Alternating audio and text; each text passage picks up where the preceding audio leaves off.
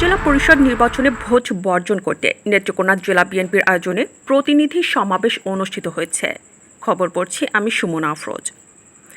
জেলা বিএনপির আয়োজনে শুক্রবার সকাল 11টায় জেলা শহরের জয়নগর হাসপাতাল রোডে রাজনৈতিক কার্যালয়ে জেলা বিএনপির আহ্বায়ক ডাক্তার আনোয়ারুল হকের সভাপতিত্বে প্রতিনিধি সভায় প্রধান অতিথি হিসেবে উপস্থিত ছিলেন বিএনপির কেন্দ্রীয় কমিটির সাংগঠনিক সম্পাদক সৈয়দ এমরান সালেহ প্রিন্স।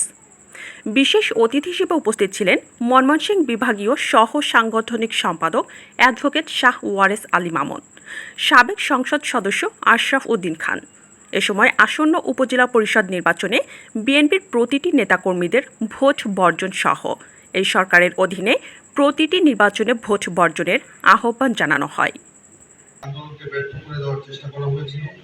এর মুখে তারা 7ই জানুয়ারি সেই নির্বাচন করেছিল, সেই নির্বাচনে কোনো রাজনৈতিক দল অংশগ্রহণ করে নাই।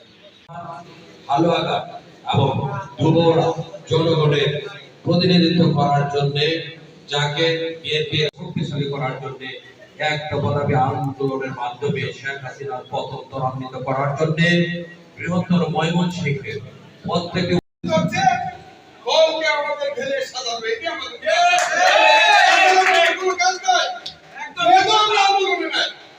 এখন আমাদের কাজ হচ্ছে দলকে সাজানো।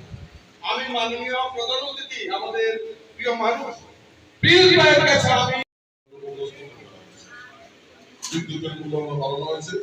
যারা আমাদের বড় অসংখ্য কর্মসংস্থান হারিয়ে আজকে অনেকে বেকার যুবক ব্যবসায় বন্ধু হয়ে চলছে। আমাদের আজকে যে এজেন্ডা সেটা হলো উপজেলা নির্বাচন। আমি আগেই বলেছি অনেক এজেন্ডা আছে। নেত্রকোনা থেকে জাহাঙ্গীর আলমের তথ্যচিত্রে ডেস্ক রিপোর্ট, সত্যকণ্ঠ।